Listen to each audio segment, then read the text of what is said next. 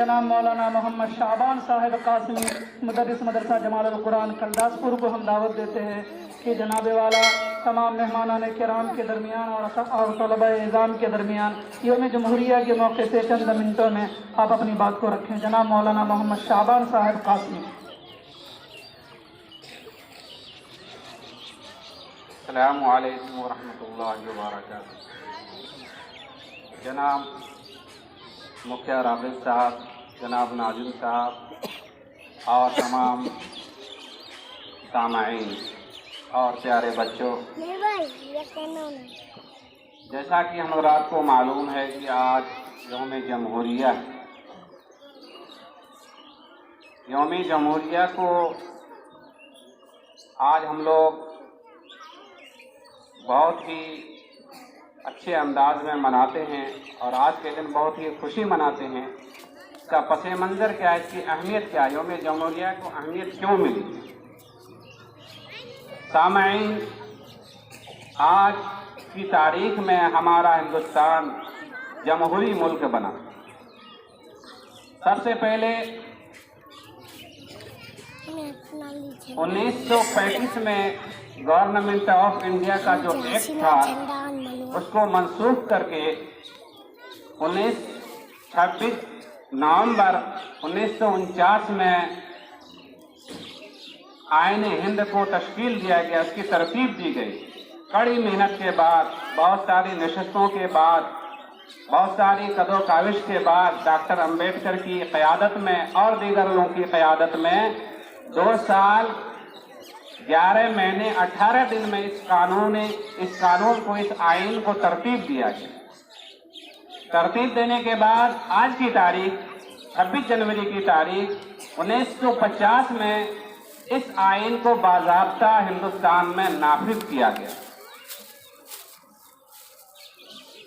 خلاصہ کلام یہ ہے کہ آج کی تاریخ میں ہمارا ہندوستان جمہوری ملک بنا.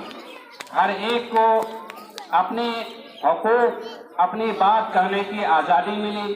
ہر ایک کو جینے کا سلیقہ دیا گیا اپنے اپنے طور پر. ہر ایک کو اپنی بات کہنے سننے کی آزادی دی گئی. ہر ایک کو اپنی بات اٹھانے کی آزادی دی گئی. خلاصہ کلام یہ ہے، انگلش میں ڈیموکریسی اس کو کہتے ہیں.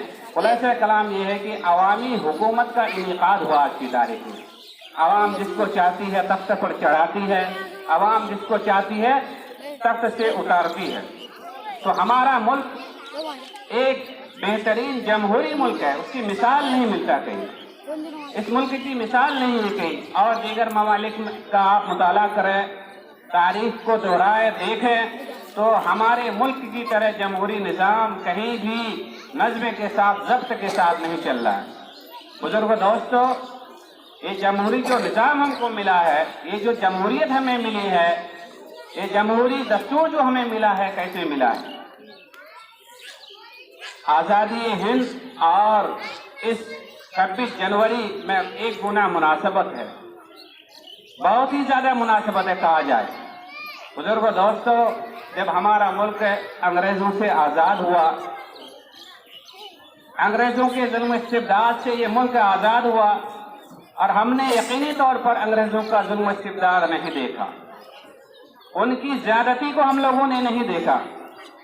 جنہوں نے ان کی زیادتی کا سامنا کیا، ان سے مقابلہ کیا، ان سے پوچھا جائے کہ انہوں نے کیسے زندگی گزاری، کیسے اپنے لمحات کو گزارے. ہم نے انگریزی سامراجی طاقت کا مقابلہ نہیں کیا. بزرگوں دوستو، ایسے موقع پر ہماری تمام لوگوں کی ذمہ داری ہوتی ہے کہ ہم تمام لوگ ان بزرگان دین کی قربانی کو یاد کریں، ان کو خراج عقیدت پیش کریں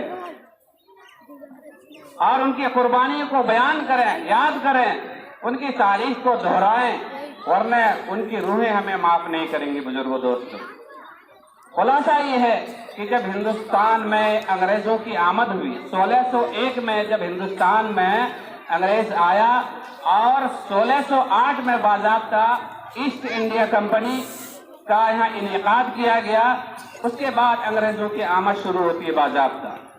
آہستہ آہستہ انگریز آتے گئے اور اس وقت کے حکمراں جہانگیر کو کہا کہ ہم یہاں آئیں گے اور یہاں کے مال کو وہاں کی منڈی لے جائیں گے اور یہاں منافع ہوگا, ہندوستان آگے بڑھے گا.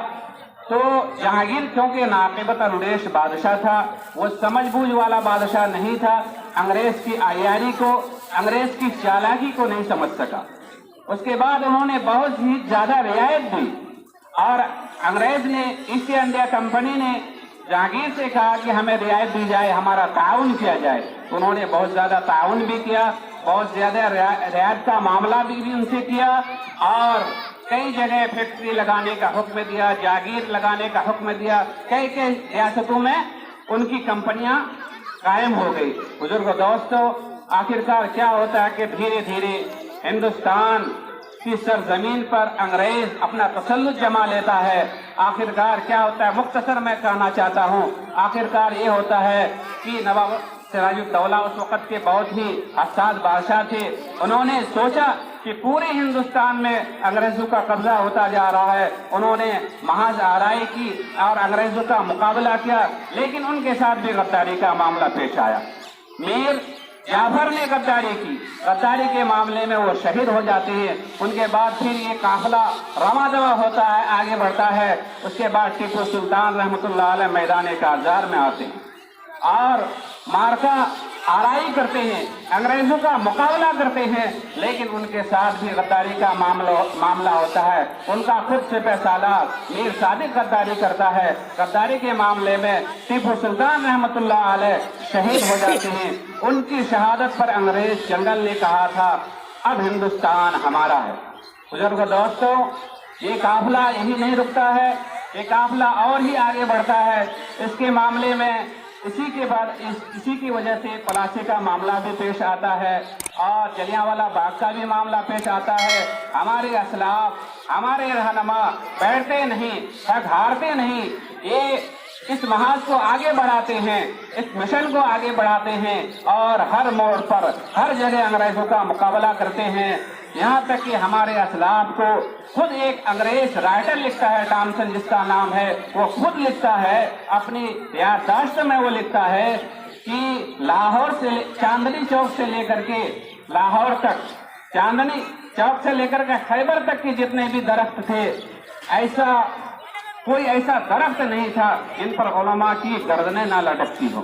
بزرگ دوستو, علماء کو جلتے ہوئے تندوروں میں ڈالا گیا, علماء کو بوریوں میں بن کر کے 80 علماء کے بارے میں آتا ہے تاریخ میں کہ 80 علماء کو بیک وقت جلتے ہوئے تندوروں میں ڈالا جاتا, بوریا میں بن کر کے دریا راوی میں ڈال دیا جاتا. جو لاہور میں ایک دریا ہے, دریا راوی میں 80 علماء کو ڈال دیا جاتا ہے بوریا میں بن کر کے اور اوپر سے گولیوں کا نشانہ بنایا جاتا. بزرگوں دوستوں, علماء نے آزادی ہند میں بہت ہی قربانی پیش کی ہے. یہاں تک کہ علماء دیوبند کا بھی اس میں بہت زیادہ رول ہے, شیخ الہند اور شیخ الاسلام کا بھی بہت زیادہ رول ہے. مفتی کفایت اللہ, حافظ ضامن صاحب, محمد علی جوہر, محمد علی گوہر, ہمارے تمام علماء نے بہت زیادہ قربانی پیش کی. ان کی قربانی کے نتیجے میں یہ ہندوستان آزاد ہوا.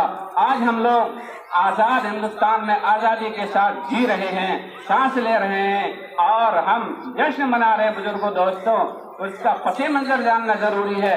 ہم علماء کی تاریخ کو دہرائیں, علماء کی تاریخ کو پڑھیں, علماء کی قربانی کو یاد کریں. بزرگوں دوستوں, ان کی قربانی کی بدولت ہم آج آزادی کی زندگی گزار رہے ہیں. اگر ہمارے علماء, ہمارے اسلاف قربانی پیش نہیں کرتے, قربانی نہیں دیتے تو ہندوستان آج تک آزاد نہیں ہوتا. خود ایک انگریز وائسرائے اپنے وزیروں سے پوچھتا ہے, ہندوستان میں جو ان کے وزیر تھے ان سے پوچھتا ہے کہ بتاؤ 1857 کے بعد تمہاری حکومت ہندوستان میں کیسے برقرار رہ سکتی ہے. تو انہوں نے جو رپورٹ دی بزرگوں دوستوں سننے کے لائق ہے. اس کے وزیر نے, اس وائسرائے کے وزیر نے یہاں کی جو رپورٹ پیش کی ہے وہ رپورٹ یہ ہے کہ انہوں نے خود لکھا اپنے وائسرائے کو کہ سب سے زیادہ آزادی کا جوش مسلمانوں میں ہے. مسلمانوں نے سب سے زیادہ آزادی کی لڑائی لڑی ہے. جب تک کہ مسلمانوں کے دلوں سے جذبے جہاد اور قرآن کو ختم نہ کیا جائے, ایمان کو ختم نہ کیا جائے, ہماری حکومت ہندوستان میں قائم نہیں ہو سکتی. بزرگوں دوستوں, यकीनन ये बात है कि जब तक मुसलमानों में जज्बे जिहाद और वतन से मोहब्बत और वतन से उल्फत बुजुर्ग दोस्तों बाकी रहेगी, उस वक्त तक हमारे हिंदुस्तान की तरफ, हमारी गंगा जमनी तहजीब की तरफ, हमारे इस अमन देश की तरफ कोई भी ललचाई निगाहों से नहीं दे सकता है। कोई भी हमारा पड़ोसी मुल्क हमारे हिंदुस्तान की तरफ गलत निगाहों से नहीं देख सकता है। बुजुर्गों दोस्तों, ऐसे मौके पर हम तमाम लोग की जिम्मेदारी है कि हम अपने असलाफ की कुर्बानी को याद करें, उनकी दास्तान को बयान करें, उनकी कुर्बानियों को याद करेंगे। अगर उनके दास्तान को हम बयान करेंगे, हम अगर नहीं बयान करेंगे तो कौन बयान करेगा? कौन बयान करेगा? बुजुर्ग दोस्तों, हमें ने अपने तारीख को भुला दिया, हमें ने अपने असलाफ की कुर्बानियों को भुला दिया, अपने असलाफ के दास्तानों को हमने भुला दिया। बुजुर्ग दोस्तों, तो हम तमाम लोग की जिम्मेदारी है कि हम तमाम लोग अपने असलाफ की कुर्बानियों को ऐसे मौके पर बयान करें, याद करें और उनको खराज अकीदत पेश करें, वरना बहुत ही समझिए उनके साथ, उनके रूहों के साथ नाइंसाफी होगी। अब हमारे दरमियान बहुत सारे उलमा इकराम हैं, हमारे काजी साहब हैं, मुखिया साहब हैं, दीगर लोग इंशाअल्लाह आपके सामने पुरमक्त बयान करेंगे, तारीख को दोहराएंगे।